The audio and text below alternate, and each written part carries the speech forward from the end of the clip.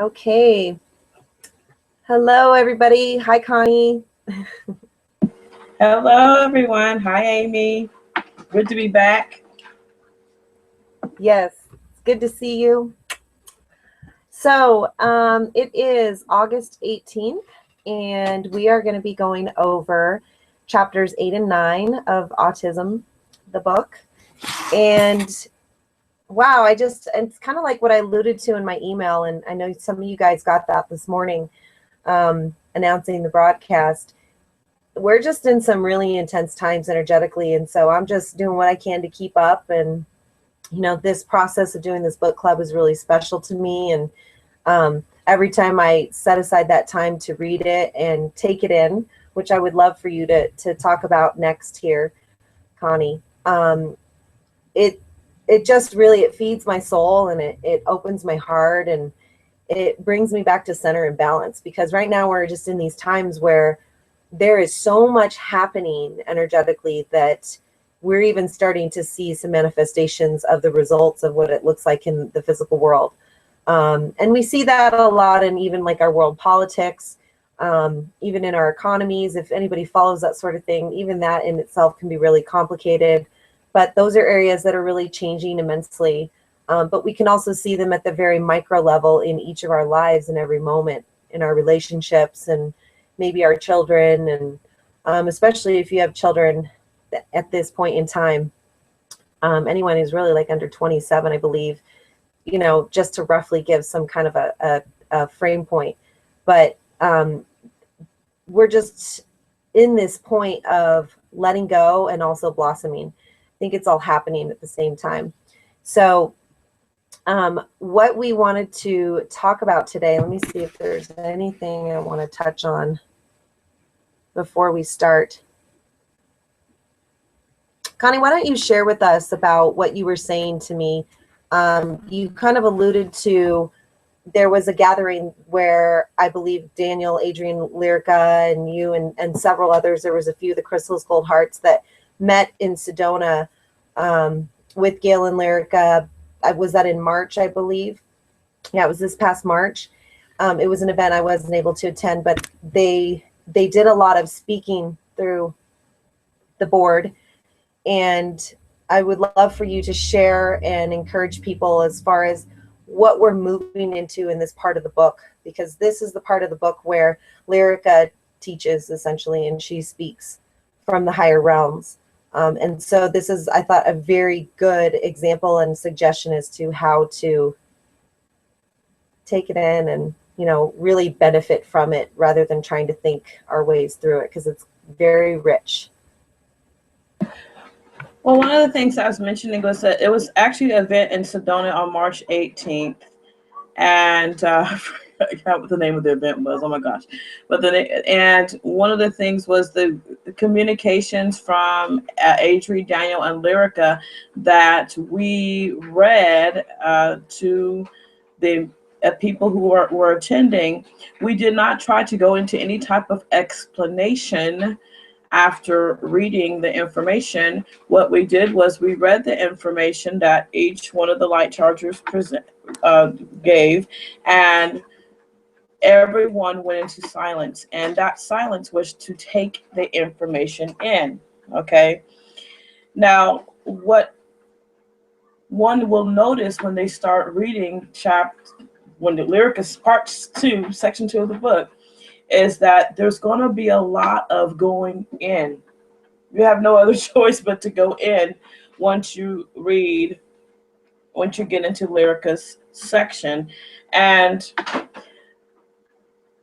it's a lot to me, of preparing for what's to come. Almost like how do I say this? I don't want to say an oracle book. I feel like I'm reading about our story. You're going to feel like you're reading about our upcoming story, even if you don't understand it. Even if it's something you've never heard of before, you haven't experienced. Like, for instance, one of the things I noticed about chapter 8, Zoronic, it starts off by saying the Watchers. Watchers are telling me. And the interesting thing about Watchers is back in 2011, when we first, embarked on our little spiritual journey, the Watchers were one of the spirits that helped with the creation of the oil. And this is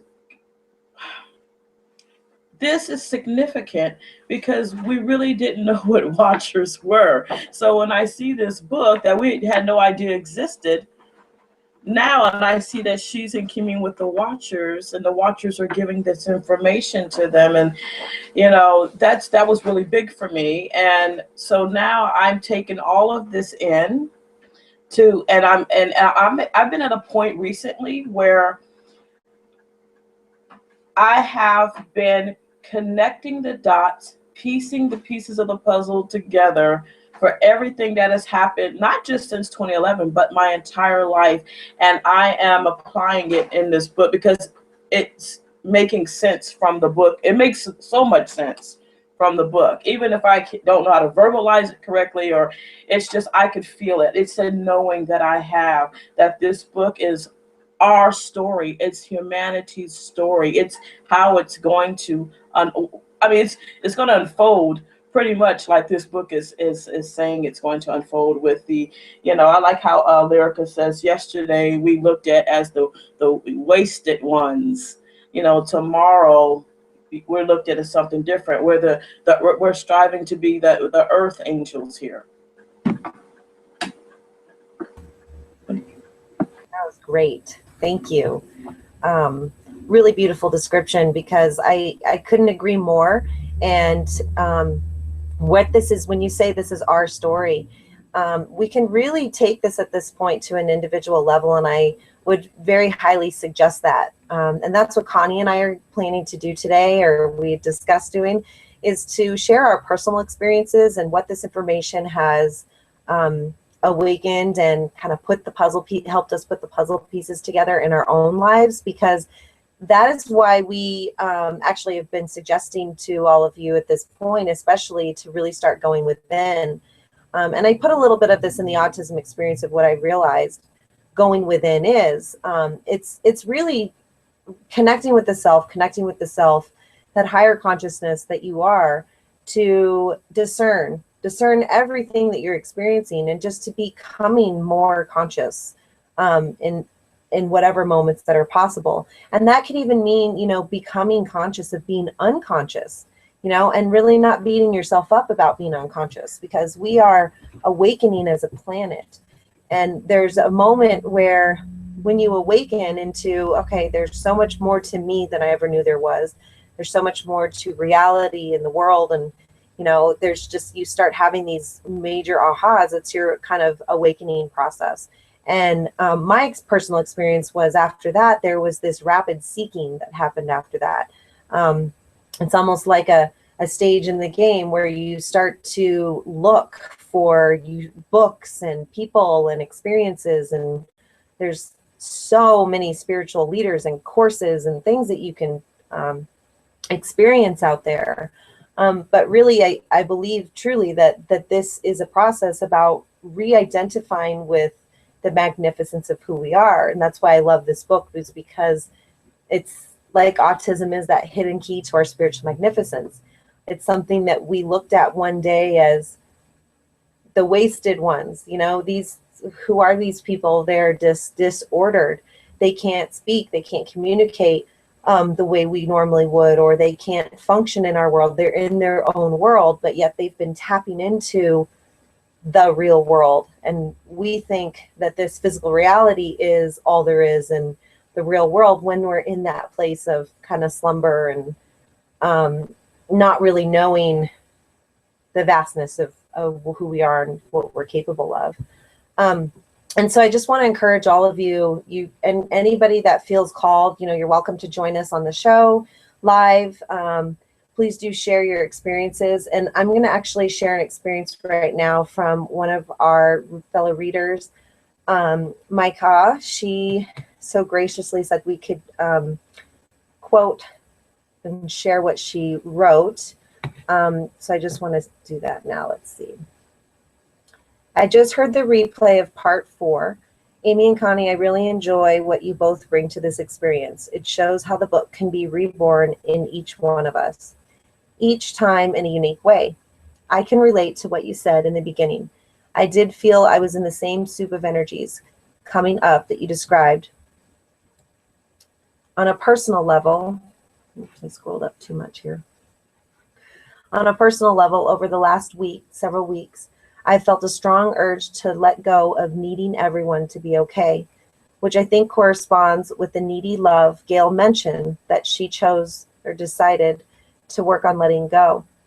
I can see clearly now how needing everyone to be okay is really fear masquerading as love, and it makes my happiness dependent on the happiness of others. This is not new to me as information, but it is new to understand how much I exercise that vibration and experience the strong urge to let go. I've recently applied this to my son's screaming too. One of the ways I support him in such a moment is not needing him to be okay, while also not needing those who hear him to be okay. That's powerful. I love that. One of my fears was those around him needing to be okay so that he doesn't get upset, so he needs to not upset them, etc., which is just a cycle of fear. I've been focusing on being okay in myself without being dependent on his happiness, which I see helps him feel more comfortable, not just with me, but also with those around him. It's very liberating for me to feel that dependence lift off. Of course, it's still my intention to assist my son in any way I can, but without the neediness. Now wish me luck in the next layer. So absolutely, Micah, we definitely lift you up and wish you more than luck. We send you light in your process. Thank you so much for sharing that, because I think that it's a real testament to, that's a transformation right there happening at the same time. You know, it's like she's became aware of where she was being unconscious of her reaction to her son screaming, for example, needing everybody to be okay. And that was just one example. I'm sure there are other examples in her life that she could relate that to. And that's just one of those layers. It came up into her awareness and she was conscious of it and she dealt with it and she cleared it. And then she felt different. She felt renewed after that, and ready to keep moving forward. And it's interesting, Amy, because that's something I brought up mentioning with Daniel screaming, and and I found in the last few weeks when I've just become self-full, and I've been doing things that I like. I haven't been, if I found that I said something like I should do something, when I heard and I said I should, I heard in my mind, if you have to say you should, means you should not do it. Do what you want right now. Just take care. I'm going within. Going within also means pampering yourself, and I don't mean pampering like going to the spa. Although if you want to do that, that's fine. I mean, if I want to do this right now, I'm going to do it. If I want to study this, like you mentioned earlier, this journey sometimes takes you on, oh, I want to read this book. Now I want to go explore that. I want to do this training. There's no wrong way to do it. As long as you're taking care of yourself and you're discerning. And I've noticed that as I've been doing this for the last few weeks, Daniel's screaming has decreased and he's become different and on his own. Like it's almost like he was holding me before, because that's some things that the autistics will do. They'll hold the family, and so he's getting exhausted trying to hold me. Now I'm holding myself. I'm going within to hold myself now. Wow, that's awesome. That's an amazing testament. And I've seen that continually with the AWEtism group, where what we do, it's funny because that whole process, the practitioner process, is really about aligning to self. A lot of people see it as, okay, we're here to energetically connect and help the children and heal them and all that kind of stuff, but it's really about us. It's not about them and trying to fix them, which I'm sure that'll come up a lot throughout all of this. But you really, really shined a beautiful light on that, Connie, because just by sharing your experience, and that's why I'm encouraging all of you to share with us, because here Connie shared about the screaming, and then that triggered something within my cause experience with her son. And it's like we're all connected in this, and those are those little puzzle pieces that may not even be aware, helping us in every moment. There's puzzle pieces in every moment. It doesn't have to be this profound, grandiose aha. Although I think sometimes we do experience those in the beginning of our awakening process, and they feel really good and they're amazing. But I've noticed for me, it's kind of, sometimes I'm kind of like, oh, I miss getting that major vibration feeling through my body. I've been going through a process right now where I don't feel things viscerally like I used to. And I believe it's because I'm in more resonance with it. So it's more of a knowing rather than it having to be this major, like, aha, I know I feel this because I feel it so physically. It's just me kind of recalibrating with all of my different gifts, the clairsentience, the clairaudience, the clairvoyance, they're all kind of blossoming in different ways, and there's no order to any of it. So just like all of the little bits and pieces, I think that if we can just pay attention to being conscious and just noticing what's going on, that's something that a couple of my favorite teachers have always said, is notice what you notice.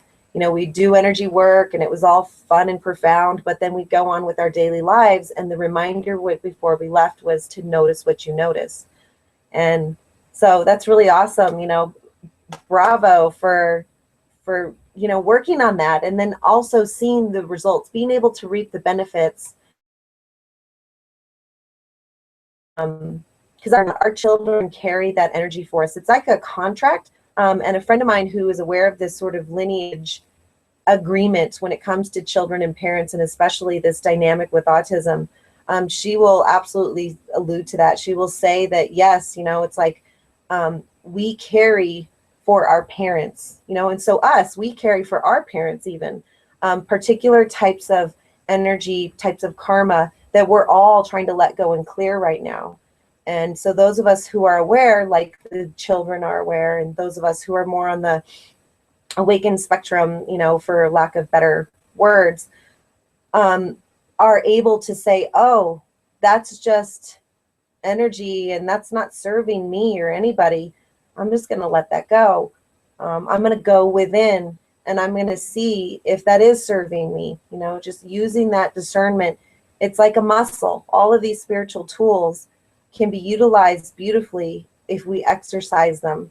It's just as important as going to the gym and taking care of our body, or a run or a walk outside or doing our yoga, whatever it is that we do that pampers ourselves and helps us to love ourselves. I think that that's a way of really expressing beautiful love to the self in many layers and levels. So I agree. You can go to the spa, but it's not just about the spa.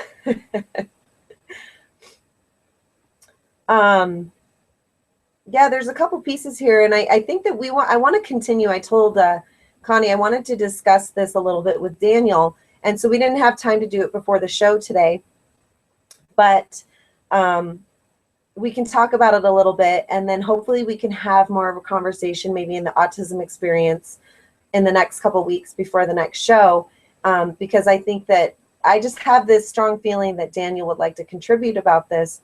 And depending on where Lyrica's at, I know she's in a space of, with Gail, that I think they're in a place of going within at this time, which they do often. And it's just hearing that call, that soul call of, okay, it's time to kind of step away from everything that we have as duties in the world and to really go into that sacred space. And, say people are really able to take that time and do that. So anyway, so we... let's see, I was really curious about this part, and maybe you can allude to what you feel, your experience with it. It's on page 104, and she's talking about how we live outside our bodies to linger in the purity of God. Inside us are the human aspects we need to purify. And what I noted there was, that's why I think that a lot of us have had that sense that we want to leave the body, because we too have things in our densities that we need to purify. And that's letting go of those particular karmas and clearing those energies of the past and in the lineage that we hold, that are beliefs, thoughts, emotions, things that really were just kind of all messed up in these rigid densities that weren't really allowing these things to flow and get out of our experiences so that the purity could come in. It was simply our experience of separateness. And she says here, we have a primary role to do here, not in the higher realms. We are here to teach autism truth. So you may see in stuff that I've written before, or even, you know, I'll quote that autism truth is something that I don't really fully understand or know what it is. Maybe you could touch on that a little bit, Connie, and see what your take is on that. I think it's a pretty vast label of something. What I think autism truth is? I have no idea. I was reading about autism mind, autism truth, and I was trying to. This is just my thought. Autism truth is the humanity's truth. That's the best way I can say it. I totally agree. That's the autism. I mean, it's the autism truth. Nobody would want to. I mean, a lot of people in the world today would go, "What are you talking? What you talk about, Will? It's autism truth. How is that our truth?" You know, they seem like they're broken. And I don't think their truth is our truth. If you're silent and you go within, you'll see it is our truth. But that's okay. We'll all get there. Like Daniel says, we're all going to meet in the center anyway, so it's okay. Yes. No, it is. There's so much too. That's why I love this book, is because if you read this book, then you will get that understanding of what we're talking about without putting it, we can't really put it into words. And Lyrica even alludes to that later, you will just understand what autism truth and how that relates to it being humanity's truth. Because it's not about this particular label and disorder that we've given these individuals, because we have no other way of, you know, we needed that. We needed the word to, like we do many things, we need to label it to feel like we understand it. But going into this group mind, and I'm really glad that you talked about that, because that's a really big discussion for these two chapters. It helps you tap into the more vast consciousness, and it's a unified experience, but it's not specifically like a physical group. And it just helps you tap into that. I mean, I kind of equate it in some ways, if a mass amount of people get together and they have the same intention and they decide to meditate on something, that is a group mind working. That is a collective consciousness working. And there's many of those all around the planet, both in the human species and all of the animal kingdoms and the elements. And this is stuff that we're just starting to brush upon and understand, or even come into the awareness that it exists.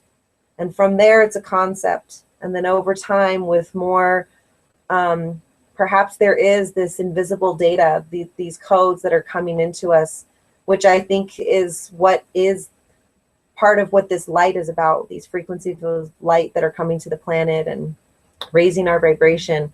It's just allowing us to tap into those other dimensional experiences that are already happening all around us. We just haven't been aware or conscious of it. Let me step back just a little bit before we get into the group mind deeper. And this is the thing I was really curious about, if Daniel has something to say, and maybe you can allude to it, what you think. We have had to feel pain in our bodies to become fully human. Each one of us has suffered greatly this last year to force this experience. The other nonverbals and Gail, you know, in the group of Chrysalis Gold, when she says in this last year to force this experience, because again, this chapter was written, oh, I'm not going to say this right. It was a while ago, and it was the first chapter that was written in the book. Do you remember that? I believe it was July 2007. This particular chapter, or chapter 8, is July 2007. Thank you. And that's what I was hearing. I didn't trust myself to say that. Awesome. Thank you, Connie. And so my question is this still true? That was kind of my question. I was feeling like, being that that was in 2007 that she wrote this particularly, is this still true for, let's say, Daniel? Is he experiencing the same amount of pain in his body, for example, with his coming into this experience? Or is it lighter for him? What do you think? I believe so, because he has actually said he's saturated with pain, or he's jammed up coming into, you know, he uses the left brain, becoming my left brain or seeding my soul. So yes. Okay, so that still does happen for them, even though there's the higher energies here and there's more awareness, they're still having that experience. That's very I think at certain times, yes, he does. Yes. Yeah. Well, that's I think important for a lot of parents of children that have autism to understand that, you know. And real quick, Amy, one of the things he said when Lionsgate was open, I asked him why wasn't he sleeping. He goes, I can't sleep when the gate's open. I can't, you know, I'm saturated with, you know, I'm jammed up. I'm saturated when the gate's open. So different energies that are coming in could do that too. Mm-hmm. So it's not just about, it's about everything that they're experiencing physically, you know, the pain or the sleep. You know, we often have this very strong belief as parents that children need their sleep. Humans need their sleep. I need my sleep. But I know that when I've kind of let go of that idea, because I have intentions and some kind of some divine things to do, you know, like I had a really crazy night and day yesterday. And I also set the intention before I went to bed last night to tap into the autism group mind and the chrysalis gold group mind, because I wanted to be saturated and in that energy and present and here for this today. And I didn't want to think about or even let that stop me that I didn't get that much sleep last night. You know, it's this thing that we do on that kind of what Lyrica would describe as the doll. You know, she would talk about herself as the doll. And to me, the doll, the description of what the doll is that is the kind of controlled, unconscious human being aspect.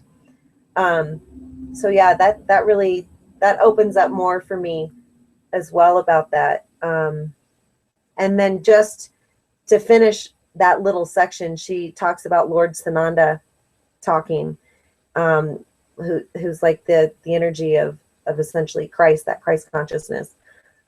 So much worry on how this could be, but when it is time, it becomes clear. And so just like you were saying, it's like just being patient and trusting the process and not trying to think about it too much. Or control it. Yeah. Yeah, absolutely. Absolutely.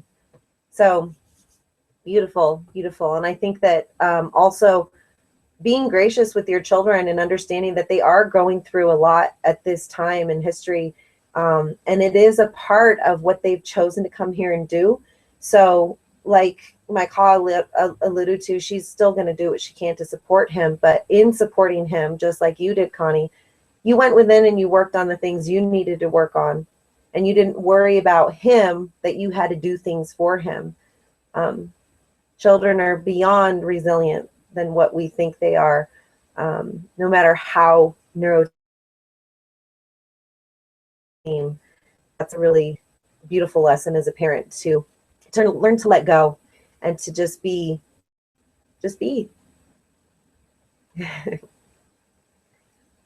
Speaking of that, real quick, yesterday I had an experience picking Daniel up from the day hab he attends, and he would not walk outside. And I was thinking, okay, are you gritting? Because I remembered that sometimes, when we discussed it earlier about them, if they don't want to move, sometimes they're gritting, you know, they're not being stubborn, they're gritting. So I thought, okay, he must be gritting. And then I heard, no, there's a lot of commotion. So I was like, okay, it's okay, just go. And he still like planted his feet and he wouldn't go. And then I stopped and I thought, you know, this is not going to work. Let me go inside and let me feel what he's feeling. And when I did that, I felt commotion, like a whole bunch of busy, what I would describe as busy energy, and it was making me unsettled. So I said, okay, in my mind, I calmed the energy, the busy energy. And as soon as I did that, then Daniel walked outside with me. So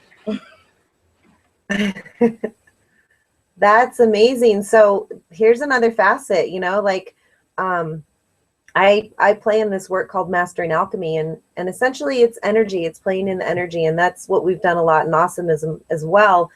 And for a long time, I kind of felt like understanding my child as an energetically sensitive child. What the heck does that mean?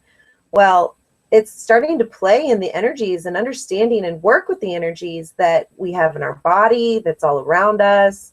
I mean, emotions are energy, E/motions. They're just energy moving. And then thoughts are the same thing. Anything that we don't specifically see, there is a plethora of energy. And so really neat that you tapped into that intuitive part of yourself and you just went with it. You went with what you knew to do in that moment. And you were able to support him and yourself. So that's amazing. That's awesome. Nice job. Yeah, I was like shocked at myself, but that I know that a lot of caretakers, parents out there, they'll probably think, oh, I can't do that. I don't work with energy. I'm not familiar with it. Doesn't matter. Just use your imagination. I'm serious.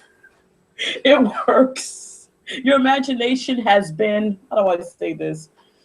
Downplayed. Okay, y'all hear me out there, ladies and gentlemen? Your imagination has been downplayed. Absolutely. Your imagination is one of the amazing spiritual tools that we have. I just had, there was recently there's a lady, I like to listen to some of her stuff, and she was talking about manifestation, and one of the key things to conscious manifestation that she was suggesting was daydreaming.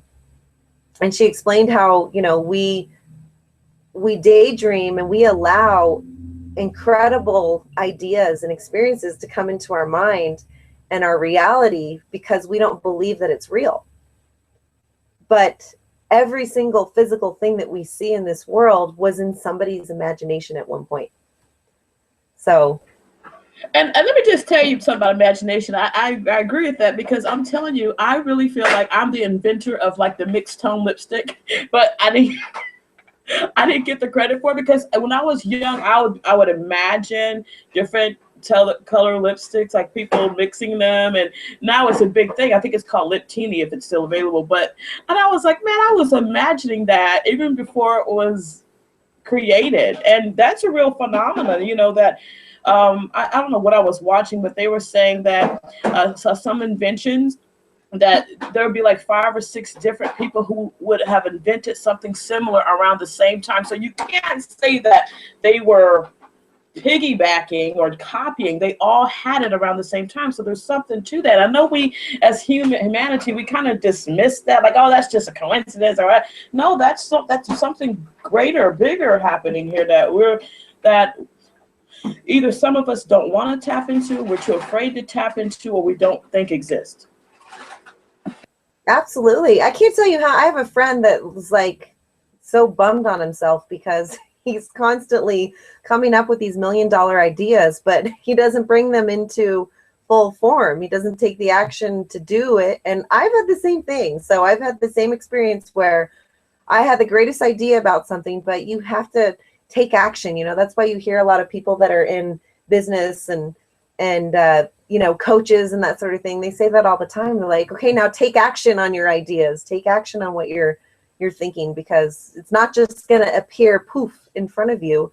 And taking action, I think too, can also look like asking the questions, just still keeping it within, in a sense, oh, wow. Okay. Well, how am I going to create that? What are ways that could come to me?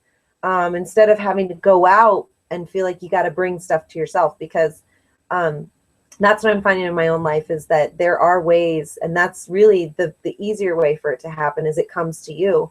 Kind of like like, just to finish up this part of the chapter, Lyrica talks about how learning to feel the hard thing. So talking about like the hard thing that comes in us or around us, and that's what can kick them in or out of their bodies, is these hard experiences is kind of what I was translating that as, which could be kind of like the experience that you alluded to, what happened with Daniel. And you, instead of trying to resist and control what was happening with him, you just quietly went within to feel it and go from that point to discern, okay, what's the next step here? And then you just naturally did what the next step was. I find that when I play with energy, I mean, I remember this moment where I connected with a friend of mine's child because she asked me to. There were some things going on. And in that connection, I was so much in that flow that I did a little bit of energy work, like a little bit of healing. I sent some light. I did some toning. I did things that I don't normally do. But I was so in that moment and in the flow with it, I did it. And then later she commented that there were results from what I did. And so it was really interesting to experience that, because we get those little winks from God all the time saying, hey, you're on the right path, and the discernment just gets easier over time. And in regards to that, I did have another question I wanted to understand about maybe Daniel's perspective and if he could elaborate on what hard things are. So you could either share about that now, or we can also discuss that later and see, what his description of that is, because I know it's all different for each of us.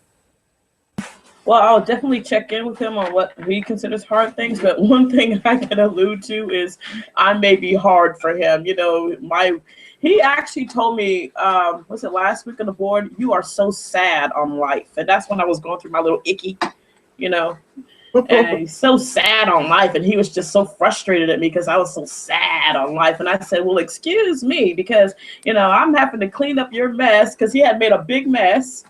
And I'm saying, I'm sorry if I am not all smiling and happy on life, but he said, you don't get my point. Oh, so funny. You get the point now? He doesn't. Yes, I get his point now. So I would say one of his hard things is me. I say that with love, but I will ask him if he can elaborate more. Yeah, because I'm telling you, I'm a tough nut to crack, because I'm so logical.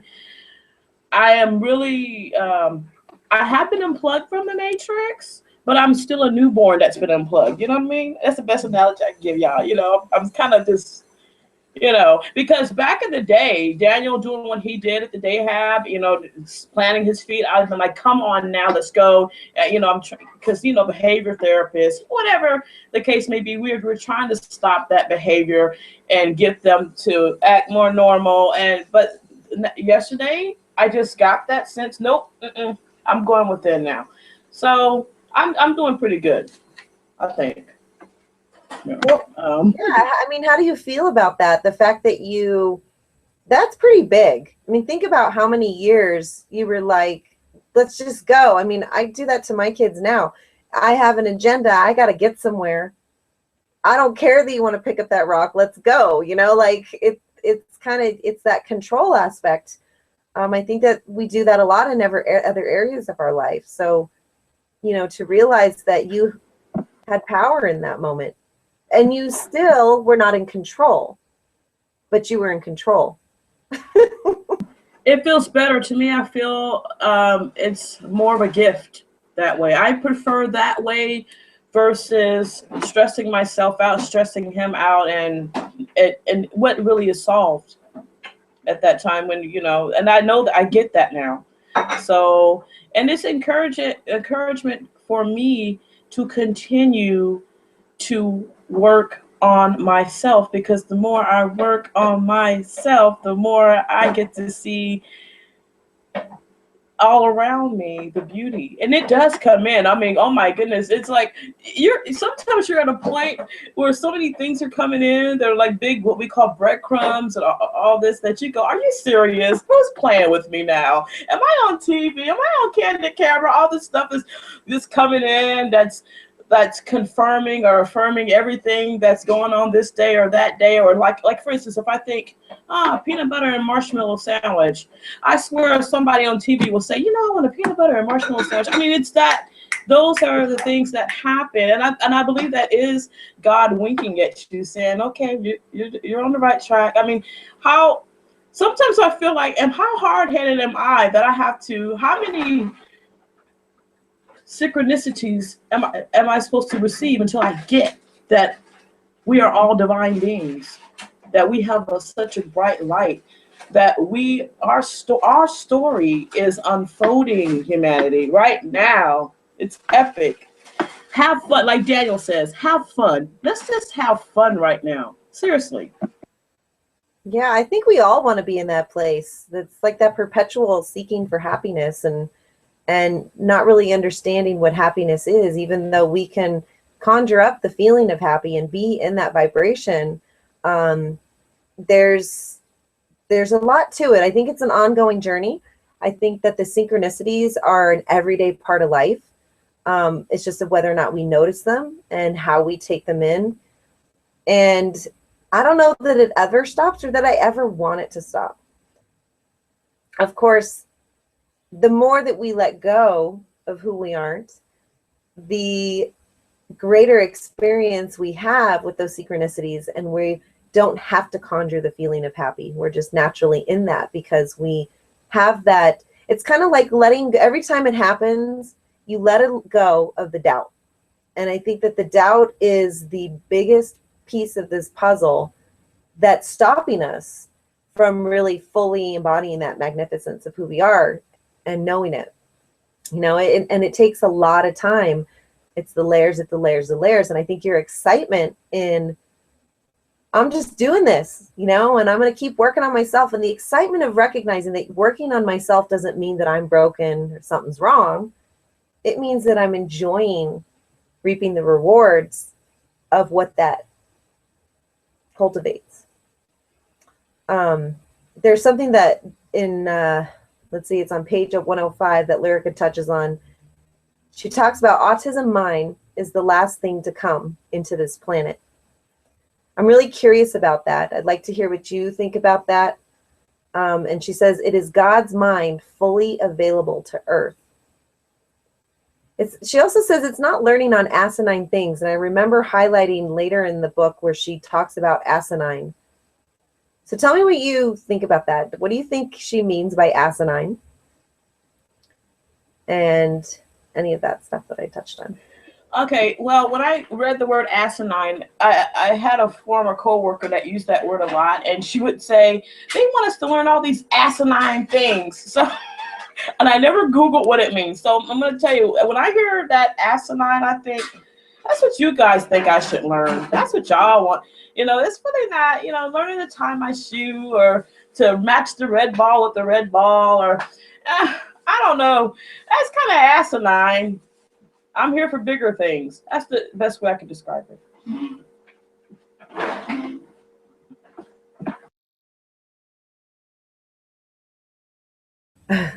Sorry about that. I was on mute. I just realized I didn't turn the Q&A on. So I apologize to anybody who's watching and has wanted to comment or question. It is on now. But also while you were saying that, I know I've experienced it the same way. It's pretty much the dictionary definition is stupid, foolish, brainless, mindless, scentless, idiotic, ridiculous, ludicrous, absurd, nonsensical, fatuous, silly, inane, witless, empty-headed, and there's more. We don't need to go into more, but I know we've used that as a reference. I'm going to find that spot too, because suddenly I had a different awareness of what she meant by using that word. But I really think it's beautiful how she talks about the autism mind being the last thing to come into this planet. I would love for you to ask Daniel about that. When what he can share about what the autism mind is. That's still something that I'm not quite getting. But a little further down, she says, we holding no agenda for ourselves. We are servers of God's plan. We talk soul to soul talk, not low things.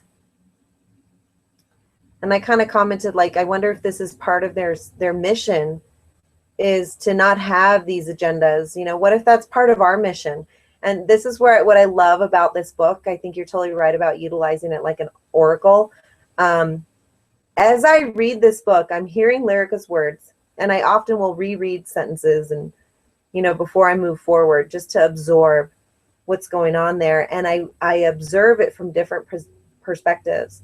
So I'll observe it as the listener listening to Lyrica talk about herself or the group or whoever she's referencing.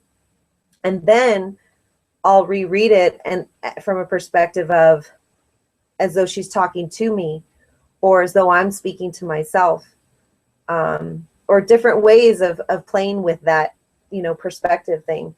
And it's really incredible the insight that you gain. And it's almost not mental. Would you agree with that? I feel like the mind catches up eventually and you kind of are like, oh, okay, I understand that. But to me, it's not mental. It's not mental at all. It's deep. It goes way deeper than that. And do I dare say it's not even in our body? I mean, it's deeper. I don't know how to explain it. It's and I found that when I was reading this chapter, I felt like it was me talking, but then I had to say, well, no, this is not me talking, you know. But it was like my higher self talking through these words, and I think that's why when I read it, even if I can't verbalize it or talk, you know, freely about it, I know I have a knowing of what it is, and that it is the truth. This is just not words on paper here trying to sell a book. This is truth speaking. Yeah, absolutely. And that was how I experienced this book when I first read it. And again, there's just so much more depth at this point in my life experience and resonance with things that weren't happening back then in my life. And so it can really touch your heart and your soul at any time in your life. And again, it's like an ongoing thing. But I agree, like my experience has been very similar. And when I first read this book, I pretty much just read straight through it and I couldn't stop reading. It was like I was just gobbling every bit of it up. And I almost didn't care that I didn't fully understand what she was saying, but then I did understand what she was saying. And to me, I think that's an example of what it could look like to be tapping into that group mind. So I could go from that perspective of doubt and judgment, which those are the things that hold all of this back, which I don't think I've done that, which is really cool now that I'm saying that. But it's easy to that part of your mind to go in and be like, well, you're not autistic. You know, you don't even have a child that's autistic specifically, you know, all of these things. But yet I'm fully understanding and experience being part of this piece of the autism mind, perhaps, or just the group mind of this chrysalis gold grid. Again, really hard to put into words, but there was a time where she talks about this in the chapters. Again, she talks about the meditation and the toning a little bit. And I participated in that because at that time that was available. And they had a call out to light workers. And she says, even in the book here, we will have lots of light workers to come forward to hear our story. It's part of our role to use the autism higher light to create a shifting experience. So just having that come into our awareness that it's there, that it's possible, I think really does change. It kind of has that ripple effect through each of us. And she says, our process will also assist humanity. Needs no verbal voice, only silence and love. And that like says it all, doesn't it? It sure does. And I like something that Lyrica wrote I read something she wrote a while ago, and it said autism is just the vehicle we're using to get here. I mean, it's just this is what we're using. So the fact that you mentioned that, even though those who don't have autistic children, or, they can take something from this book. That's what I love. It's, a book for everyone, because it is about everyone. And see, and like Lyrica said, autism is just a vehicle that we're using to get this Yeah, truth out. hasn't it gained a lot of attention? I mean, Yes. that to me became really apparent, and it's kind of like going back to that recognizing that the numbers of those being diagnosed with autism kind of skyrocketed in the last couple years. And for a lot of people, there was a lot of fear around that, because it's just, fear's kind of like, to me, like kind of like what Mike was touching on. It's like a lack of understanding, and just having those cycles of questioning and doubting. But really, it's making it a statement in everyone's lives. And those who are fortunate enough to be touched by someone with autism, they'll tell you, no matter how mental of a person they are, no matter how rational of a person they are, they know that there is an experience of love with their child that they've never experienced before.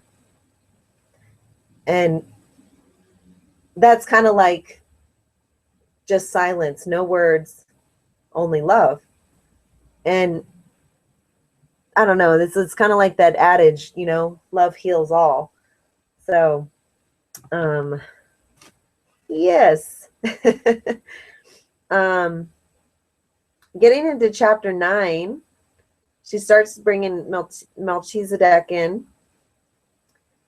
and she talks about the asinine talking. Group mind is the new technology, asinine talking. Group mind is old technology, the soul knows.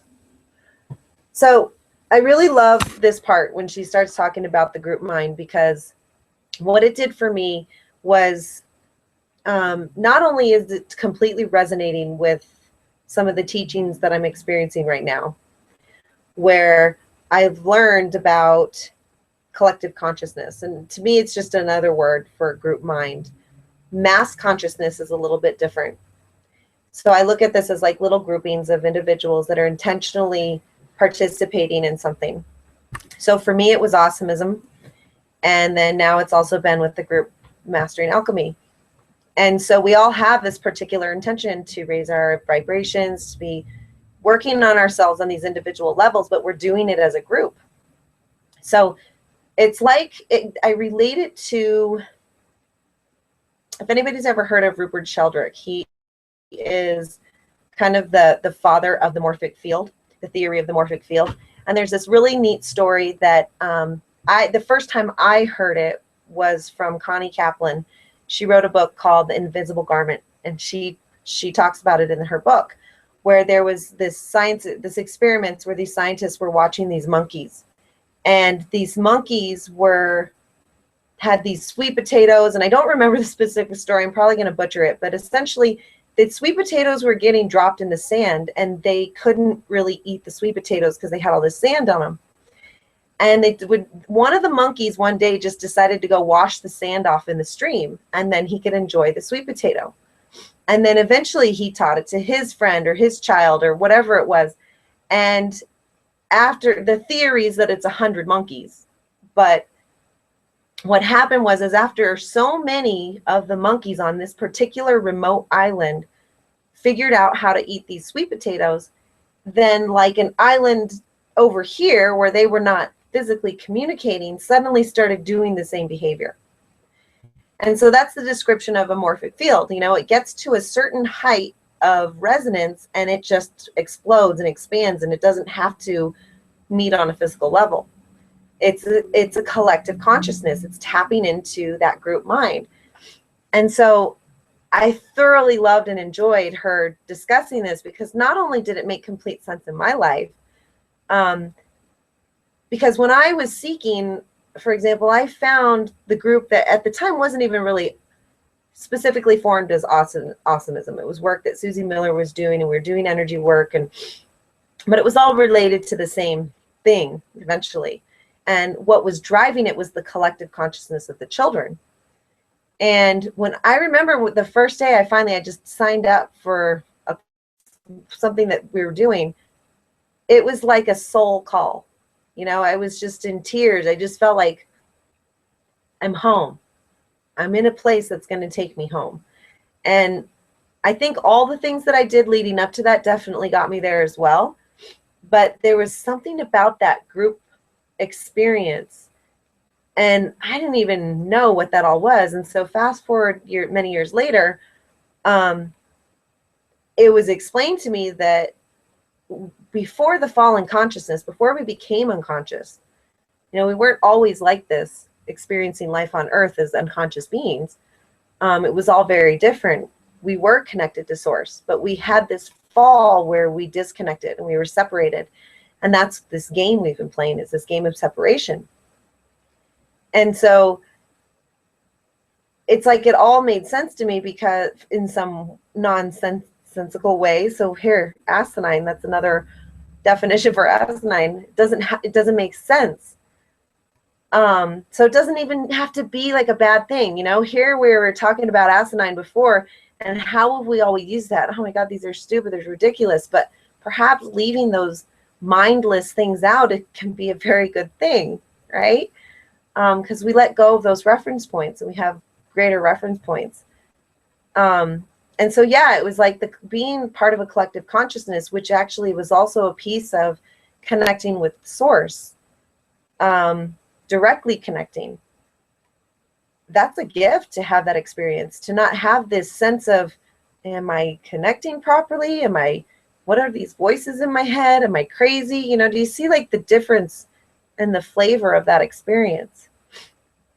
Is there anything you got a good point. Yes.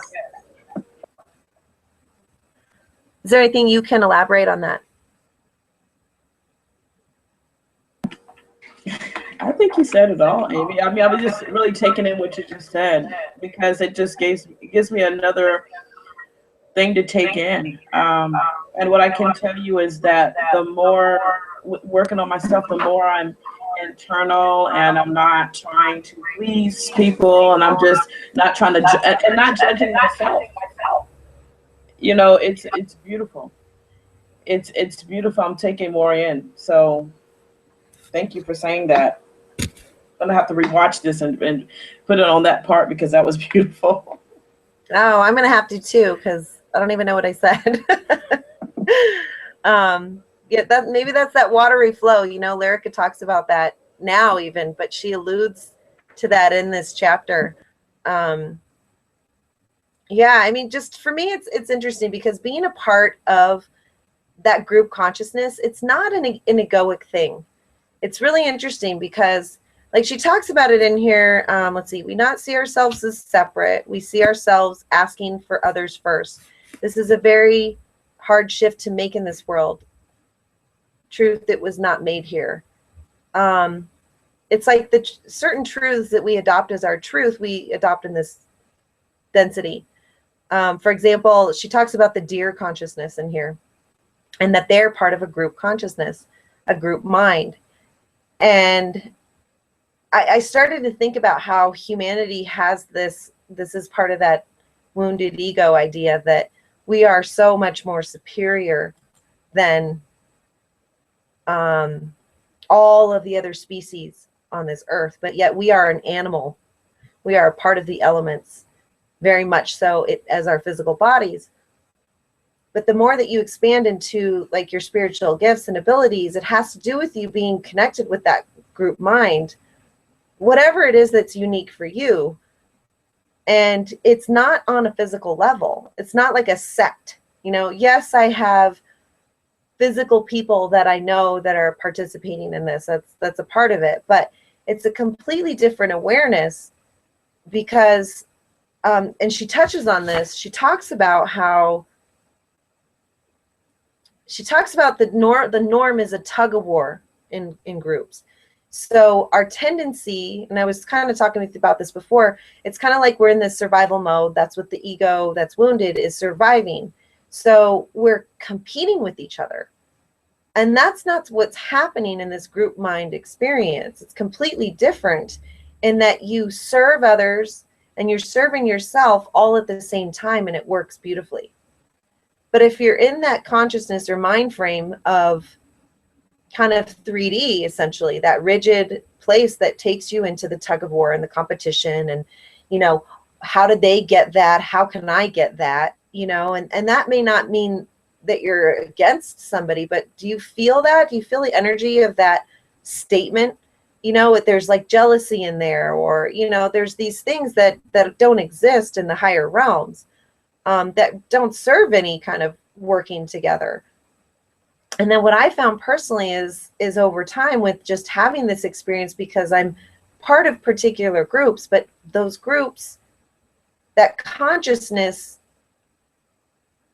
cultivates within us the self, the going in the self and the taking care of the self, as well as the group. And so what I found is that I'm starting to really understand and discover my own uniqueness, which is being more cultivated, which is really fascinating, you know, because it's a beautiful process. Wow, it is. Yes, thank you, Amy. And you know, I have this section here that I wanted to read from the I think it's page 108, because it really resonated with me. And it says, we have a mass group consciousness that holds everyone under that umbrella as the safe space to go. The safety is not under the umbrella. It is to ask to be free of mass thinking. Asking to be hearers, to leave mass consciousness, opens up new doorway to consciousness rising. When we choose to leave the mass consciousness, we leave the cocoon of soul death and begin to find soul life. So that, what you're saying, that's pairing up with that. Yeah, it's beautiful. That's the page that I'm on. I'm like reading highlighted what you're reading. Here we go, ladies and gentlemen. This is an example of being tapped into the group mind. Yeah, no, that is it. And to continue that, she says, the journey is long and hard. So many tests and lasting hard challenges. When we try to get free by ourselves, we see little support and struggle. That is where group safety helps. When we masked up on God in a group, that is when we find more help and strength. And so that's like a solution to that, because, and it's an acknowledgement that it's not an easy journey. It's not an easy journey for any of us. But I think just like everything else we've been talking about, we do reap those rewards. And we are cultivating the soul and experiencing this beautiful life because of it, which it can be beautiful. You know, our perspective changes, and we see that the hard challenges actually bring us the happiness and joy that were maybe the hard challenges were just distracting us, because it was energy we were holding on to that we needed to let go of. You know, I think karma is a big thing. Karma almost can be chosen not to exist. But I've over the years started to see karma in a really different way. You know, it just is what it is. I don't judge it as a bad experience. I just judge it as I saw it as this experiences of this label of this thing that's happening on this wheel of perpetual circular time that keeps coming up and coming up. And so eventually one day you realize, hey, I'm kind of tired of holding this. And you let it go, and suddenly it's gone and you feel different. And it can be slight, it can be really subtle, but eventually you completely forget about it, like it didn't even exist. Whereas it was something you thought about continually. You know, it could be something from your childhood. It could be something from a relationship, something you said to somebody. I know that's happened to me many times where I was like, why did I say that? And then you just keep hearing it. You keep hearing it. You're like, okay. But perhaps that's, you know, it's sign. It's like, okay, it's coming up for release. Let's acknowledge it. Let's bless it. Let's send it on its way. You know, whatever it is that you do, there's many tools available now out there to clear energy. And Connie, you're a good testament. You haven't taken any courses. You're not a Reiki master. You're none of that. And you did it by just simply going within and following your intuitive guidance in that moment. Yes, that's true. You know, I mean, and just no wrong way to do it, really. I mean, what how do you feel? Because I really do believe in all of us. There's just something that, well, what is it called? You're just a knowing. It's just a knowing, like but we don't trust our knowing. We'll just kind of that's silly. Because I actually have sometimes a fight in my head. Oh no, don't do that. They're gonna laugh at you. But then the knowing, or some people will call it the higher self, will come in and say, okay, do it this way because of that. And I'll listen to that higher self, but my ego's still like, oh, that's silly. And then I go and do it, and and something beautiful happens. And I'm thinking, wow. So yeah. You know what, I'm going to bring up a suggestion that has really been helping me through these last few weeks because of the immense amount of clearing that's been happening. In the course that I'm taking right now, we've come into some tools that are really beautiful and that they can clear almost anything as it comes into your awareness. It's quite awesome what we've built up to. And in that, I was brought to this awareness of, it kind of reminded me of like the law of attraction and all of manifestation and that sort of thing. And suddenly I realized that, okay, I'm clearing all these things, and what we tend to do is we notice the things that we're clearing. It's like cleaning your house. You're cleaning the dirt, you're cleaning the dirty spots. That's what you see when you're focused and intending on getting something accomplished, which is cleaning your house. Well, there was a suggestion to focus on the beauty that's emerging. And I was like, wow, that is such a different way to focus. You know, what am I going to focus on? Am I going to focus on what's leaving and then have that opportunity to argue with it and to bring it back into my experience again so that it can just loop back around and then I can see it again? Or can I'm going to clean that spot, and wow, look how beautiful that spot looks. I remember as a child, I used to trade my brother with the chore that we were doing so I could clean the toilet. This is the weirdest thing. But something about cleaning the toilet, when it was done, it was so sparkly and beautiful that I was so satisfied by that experience. Isn't that funny? Like, I don't like cleaning toilets now. Maybe I need to go back to that child part of myself and do that, you know, for myself and my family. But I really just embraced and loved what I was doing. But that's a really good example of, it doesn't matter what it is. If you focus on the beauty that's emerging, and what beauty is emerging right now is us, each and every one of us. So let's focus on that. And that was something that I've for and flawless with it. But I keep getting reminded with like our conversation today and just all these different experiences to bring myself into that higher vibration. And maybe now with the suggestion of the imagination, because that was another piece that came in. It's like, okay, let's bring my imagination into this and imagine what more beauty can be experienced on a daily basis in my life. And that's how we create our reality consciously. I like what Lyrica says here on, let's see, I don't know what page it is. Oh, 108. It's towards the bottom. She says, we are not here to set free the autism soul. It is already free. That's awesome. And I like that too, because you know, you hear a lot of people say, oh, they're trapped in their bodies, they're so trapped, oh my goodness. And that right there, that statement that just nips that all into the bud right there. They're not trapped in a body. I think that's kind of like, yeah, I don't know. They're free already.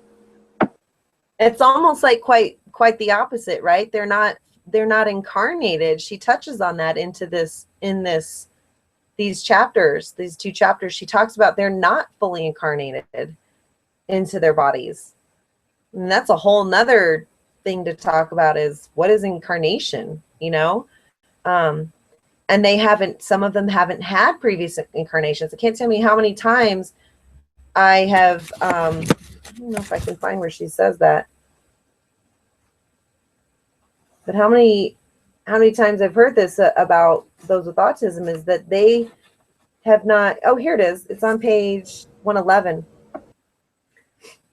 Great jobs to want things is not the way to God consciousness.